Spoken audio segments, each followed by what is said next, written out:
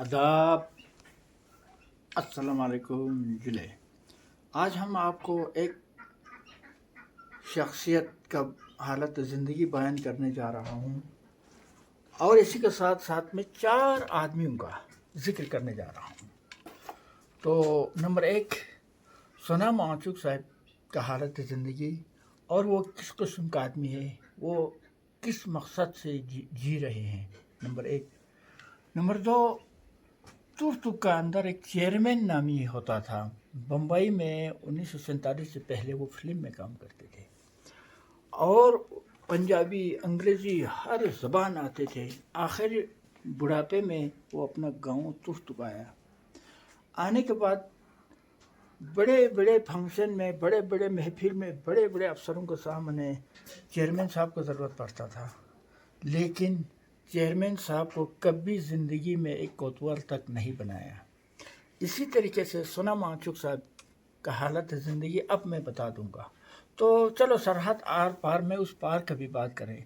पाकिस्तान के अंदर एक लेडीज़ है अमीना अंसारी, इतना काबिल जी, इतना काबिल, वो प्राइम मिनिस्टर से भी मिलता है, वो सदर से भी मिलता है बल्तिस्तान का, बल्कि छोरबट का है, इतना काबिल, लेकिन कभी उनको अपना सीट या कहीं ओहदे पे आने का मौका नहीं दिया। तो इसी तरीके से 3-4 के बारे में मैं आपको बयान करने वाला हूँ। शायद बात बहुत लंबी हो सकते हैं, बल्कि ये एक किस्त हो सकते हैं, तो आप ज़रूर सुन लीजिए। लेकिन आप अच्छी बात को हम नहीं सुनते हैं, कहीं पता नहीं अजीब अजीब से बात आते हैं, कभी एक मतलब अनोखी बात, अनोखी यानी अच्छी बात नहीं, तो उसको लाखों लोग पसंद करता है, लेकिन अच्छी बात जो नसीहत की बात है उसको सुनने वाला नहीं मिलता है। आपसे और बिलखुसूस आप बच्चों से अपील है। हाँ, उसके बाद मेरे ज़िंदगी कहाँ से शुरुआत हुई और सिग्मोल आंसुक साहब मेरे लिए क्या एक आइडियल बना, ये सारी चीज़ें मैं आपको किस्तों में भी बता दूंगा। आज आप इस कहानी को सोना माचुक ही मैं सुनाऊंगा, हालत ज़िंदगी। फूल फाल कहीं जाता नहीं है, खूबसूरत हर कोई चाहता है, ऐसी करना हर कोई चाहता है, लेकिन कोई ला कर दे कर फिर ऐसी करना नहीं। खुद मेहनत करो, फिर खुद इन्हीं फूलों के बीच में बैठो। तो मैं आप बातें तवील करने से पहले मैं सोना माचुक साहब के बारे में बता दूं। मेरे साथ सोना माचुक का क्या रिश्ता है, क्या रिश्ता हुआ। सबसे पहले सोना माचुक साहब इंजीनियरिंग किया, छोटे गांव से रहने वाला, ओले टोपो से। तो उनका मन ही मन में बचपन से ऐसा ही मन आया। आपने सुना है कि अब्दुल हमीद साहब ने मेरे तरबियत किया था, ये आपने सुन लिया, कई बार आपने सुन चुका था, मास्टर अब्दुल हमीद साहब ने तरबियत किया। तो तरबियत भी एक ऐसा मिला कि स्कूलों में जाकर, पहाड़ों में जाकर, बचपन में 9 साल 10 साल की उम्र के बाद उन्होंने पढ़ना शुरू किया। इससे पहले अपने खेतों का, अपने ज़मीन का, अपना चीज़ें पढ़ते रहा। उसके बाद पढ़ते पढ़ते इंजीनियर बन गया। जब इंजीनियर बनने के बाद उन्होंने 1991 की बात है, 91-92 में उनका एक अजीब सोच था। वो सोच आज पूरा देश को ज़रूरत पड़ रही है। वो ट्रेनिंग देते थे। मैं नंबरदार था गांव का, तो हर नंबरदार को वो बुलाते थे। उस वक्त की नंबरदारें भी बहुत अच्छे लोग होते थे, जब जो भी बुलाते हैं वहाँ आते थे। तो वहाँ एक सिग्मोल कम्प्लेक्स का अंदर वो एक ट्रेनिंग देते थे। तो उस ट्रेनिंग में अच्छा मतलब अपना घर की खाना खाना और अपना थुप्पा पीना, जो लद्दाख में आते हैं, और उसके बाद किस तरीके से गाय बकरियों को देखभाल करना है, किस तरीके से खेती बाड़ी करना है, अजीब सा 92 में ये से कुछ ट्रेनिंग देते थे। तो उस ट्रेनिंग में मैं एक बार गया तो मुझे बड़ा अच्छा लगा, मैं भी ट्रेनिंग में गया। तो वहाँ पर एक ग्रुप बन के करीब 150-200 आदमी थे। तो ग्रुप लीडर बनाते थे। सबसे पहले 7 आदमी का ग्रुप, उसके बाद 14 का, बढ़ते बढ़ते बढ़ते आखिर में 2 आदमी को लड़ना था। तो ऊपर वाले के मेहरबानी से उस कंपटीशन में मैं और हमारा नुब्रा का काउंसलर था उस वक़्त, एक उसका नाम मुझे भूल गया, तो हम दोनों मुकाबले में आ गया। तो वो मुकाबला जीत गया, मैं सेकंड नंबर पे आया, मुझे याद है। तो उसके बाद से आंचुक साहब मुझे बहुत चाहने लगा। तो मैं भी बारहा जाते मिलते रहते थे उनसे। मैंने बहुत कुछ मैंने अपने ज़िंदगी में सीखा। तो इससे पहले मैं अपना बुनियादी ज़िंदगी कहाँ से सीखा, मैं आपको ये भी बता दूँ। تو جب میرا والد صاحب والدہ تمام پاکستان چلا گیا، کرنل انچین صاحب نے میرے والد صاحب کو یہاں سے بچھڑے ہوئے لوگوں کو لانے کے لیے بھیجا، بھیجنے کے بعد وہاں سے واپس نہیں آیا، تو میرا دیکھ بھال انڈین آرمی کرنل انچین صاحب کا ذمہ پر ہو گیا۔ تو جیسے ویسے تو ہمیں پرورش ملا، میرے دادا مرحوم کافی اوور ایج تھے، اور میرے دادا کا بھائی تھا وہ بھی بوڑھے تھے دونوں۔ تو اب میرے دادا کو مجھے سنبھالنا، مجھے پڑھانا لکھانا، اس وقت کی اتنا شعور تو نہیں تھا، پھر بھی اس وقت کی میں 2-4 آدمی کی زندگی کا نام لے لوں۔ کرنل انچین صاحب تو ہیڈ لسٹ میں ہے ہی ہے، صوبیدار جولدان صاحب آج بھی زندہ ہے، آپ کو فوٹو میں دکھایا ہوگا، صوبیدار قادر صاحب، صوبیدار عباس صاحب، اور ایک تھا تب ایک کارگل کا رہنے والا یا دراز کا ایک ختم خان صاحب، کیونکہ انہی کے ذریعے، کیونکہ اس وقت عربی فارسی سکھانے میں لوگوں میں شوق ہوتے تھے، تو مجھے عربی فارسی اردو سارے تعلیم مجھے وہاں سے ملا۔ ملنے کے بعد پھر جب میں بڑا ہوا تو میرے دل میں ایک ایسا جنون تھا کہ میں کہیں سے بھی کچھ نہ کچھ سیکھوں، تو اس میں سے پھر میں دینی تعلیم عربی فارسی مولانا کیا کہتے ہیں مولانا عبداللہ صاحب ترتو کا کھرماپا، اور اس کے بعد مولانا محمد حسن ٹیاکشی کا رہنے والا بہت بڑا عالم تھا، مولانا عبداللہ، اور حاجی شمشیر علی اور حاجی عبدالکریم، ایسے اچھے ہستیوں کے ساتھ ہمارا تعلقات رہا۔ اس سے بھی بڑھ کر چیئرمین صاحب ترتک کا وہ 1 سال پورا ہمارے گاؤں میں میرے ہی گھر میں رہا، تو اس سے ہمت میں نے سیکھی۔ وہ بمبئی میں رہتے تھے، فلم میں کام کرتے تھے، تو رات کو میرے گھر میں رہتے، رات بھر وہ اپنا ہمت اور طاقت شجاعت کے کام کرتے تھے۔ ان کو 2 لقب تھا، ان کا نام ایک چیئرمین بھی کہتے تھے اور پہلوان بھی کہتے تھے۔ تو پہلوان کا مطلب وہ کہتے ہیں کہ کہیں اسکردوں میں کسی زمانے میں بہت بڑا پہلوان آیا، اس نے لڑنے کے لیے کہا، بولا ہمارے ساتھ کوئی مقابلہ ہے، تو وہ کھڑا ہو کے، وہ فلم میں کام کرتے، اس کو ایکٹنگ جانتے، تو اس نے اس پہلوان کو ہرایا تھا، اس لیے اس کا لقب پہلوان ملا ہے۔ چیئرمین کا لقب کیا تھا؟ وہ پورا بلتستان ایریا میں اس زمانے میں اس کو چیئرمین بنایا تھا، تو اس لیے اس کا نام چیئرمین تھا۔ لیکن ہندوستان میں جب آ گیا، ایسا ہستی جب ہندوستان میں قطر کے جنگ میں پھنس گیا، تو پھر اس کو کوتوال بھی نہیں ملا۔ تو یہ ہمارا لداخ میں ہو یا دنیا میں ایسا ہی سوچ ہے۔ تو اسی طریقے سے میں آج کا ٹاپک آنچوک صاحب کا پاس لے کے جا رہا ہوں۔ تو آنچوک صاحب میں وہ جستجو تھا، پھر میں ملتے رہا، تو میرے زندگی انہیں کے ساتھ جڑ گیا۔ تو جوڑنے کے بعد اب آنچوک صاحب نے کیا کیا، تو لداخ کے لیے جب سے وہ جیا نہ نوکری لیا، ایک انجینئر تھا، بس سوچتے رہا لداخ کو ہم یہ کریں گے، لداخ کو وہ کریں گے، لداخ کو کیا کرنا بہتر رہیں گے۔ تو انہوں نے، آپ سب جانتے ہیں کہ لداخ میں کئی گاؤں ایسا ہے جس کو پانی سے جھونسنا پڑتا ہے، تو پانی کے بارے میں آرٹیفیشل گلیشیئر بنانے میں بہت بڑا کردار ادا کیا، وہ ایک ہائی لائٹ ہو گیا۔ لیکن میرے سامنے جو اندر سے لوگوں کو سمجھانے کے لیے، لوگوں سے اندر سے لوگوں کو آگے لانے کے لیے، بس 24 گھنٹہ ان کے دماغ میں وہی رہتا ہے آج بھی۔ تو اسی طریقے سے اس کے بعد خیال بنایا کہ ہم ایک الٹرنیٹیو، یعنی لداخ کے لیے ہی ایک یونیورسٹی بنا لے۔ اب بنا رہے ہیں، چل رہے ہیں، لیکن اب مجھے افسوس ہو رہا ہے کہ کسی کا بارے میں برا بھلا کہے، میں کبھی نہیں چاہتے ہیں، کیونکہ مجھے معلوم ہے اگر میں سچا بھی دوسرے کا نام لے کر غلط کہیں گے تو وہ مجھے جھوٹے حالات میں یہ وہ کیا پلان بنا کے خواہ مخواہ ایک دوسرے کے ساتھ لڑتے رہیں گے، تو میں کہنا نہیں چاہتا ہوں۔ لیکن میں اتنا کہنا چاہتا ہوں کہ آل ہول لداخ کو میں ضرور ایک نصیحت میرے طرف سے میں کرنا چاہتا ہوں۔ تو آنچوک صاحب نے کئی سال تک انہوں نے ایک انالائسس کیا، انہوں نے بولا کہ ایک نیو لداخ موومنٹ ہم بنا لیتے ہیں، تاکہ ہم لداخ میں ایک نیا موومنٹ لائیں حالات کے ساتھ۔ تو انہوں نے بہت بار ایگزام لیا، ٹیسٹ لیا، میں بھی گیا وہاں پر، ایک پرچیاں دیتے تھے، تو کہتے ہیں کیا ہم سیاست میں آنا چاہیے، نہیں آنا چاہیے، نیو لداخ موومنٹ بنانا چاہیے، نہیں بنانا چاہیے۔ تو اس میں اس کا جو رزلٹ آیا کتنا 91 ٹو اس حد تک لوگوں نے آنا چاہیے، لوگوں نے کہا آنا چاہیے۔ تو اب اسی میں آنچوک صاحب نے نیو لداخ موومنٹ بنا لیا۔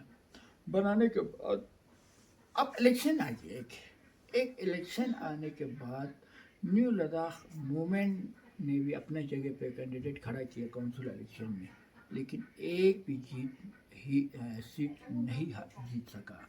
तो मुझे बहुत दुख हुआ, बहुत ही दुख हुआ। तो इस तरीके से हम और आप एक धोखाबाज जैसा लगते हैं। वो कौन है?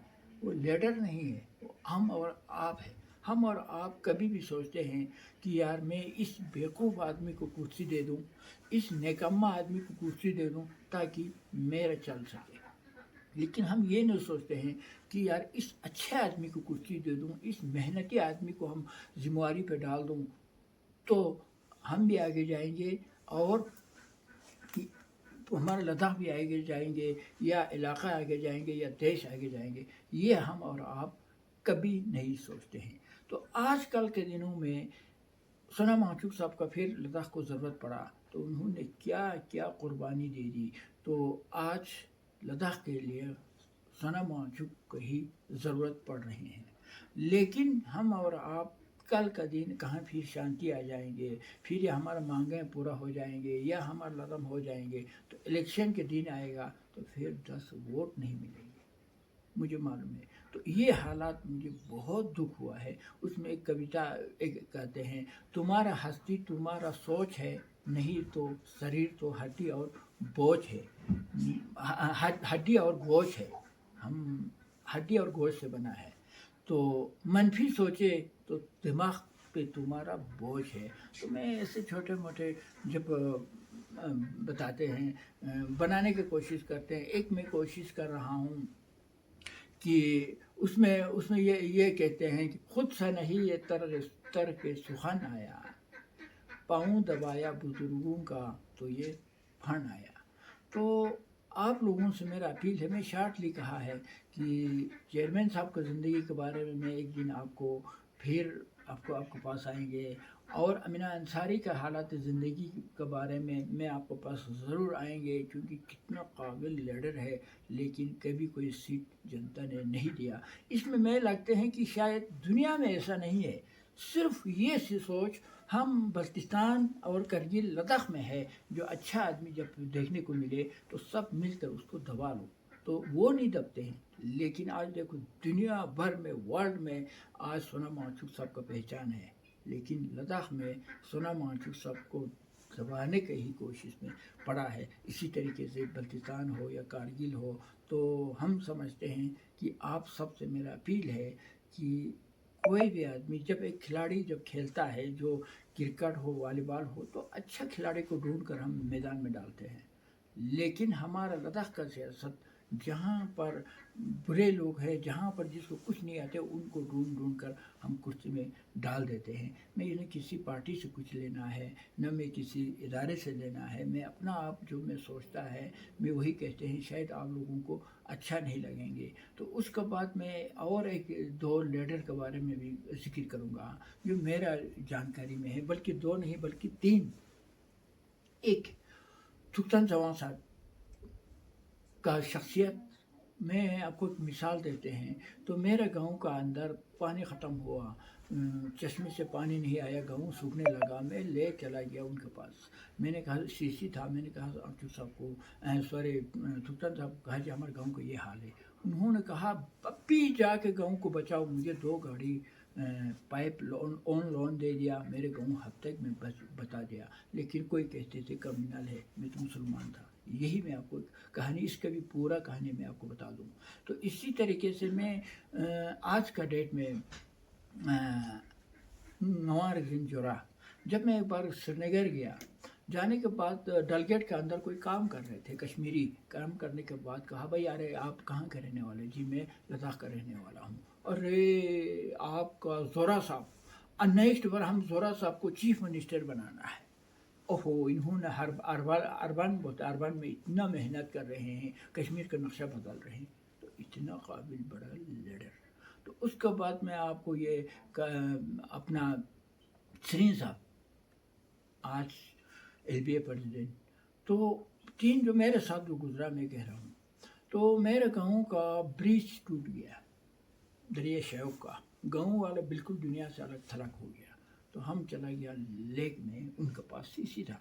तो जाने के बाद रिक्वेस्ट किया जनाब इस तरीके से हमारा ब्रिज टूट गया। उस वक़्त ना फंड्स होते थे, एक दरिया शेव पर ब्रिज खड़ा करना करोड़ों का मसला है, लेकिन उन्होंने उसने एक ऐसा इक़दाम उठाया, कहीं से 400 बैग सीमेंट कहीं से ला कर दिला दिया, कहीं पुराने जो टूटी फूटी ब्रिज जो है, नुब्रा में एक दो जगह पे ब्रिज टूटा हुआ था, कहाँ से लोहा मांग के कहाँ से वो मांग के 1 महीने के अंदर हमें ब्रिज तैयार करके दे दिया। तो ऐसे लीडरों को हम नहीं मानते हैं। लेकिन मैं ये नहीं कहूँगा कि आज का लीडर गलत है, तो हम और आपका सोच की बात कर रहे हैं। जैसे कि जमिया नमयल पार्लियामेंट में उन्होंने पूरा हिंदुस्तान को हिलाया, हम सब ने सुना, मोदी जी हंसते थे, अमित शाह हंसते थे, इतना बड़ा लीडर, लेकिन आज उसको भी हमने सुला दिया।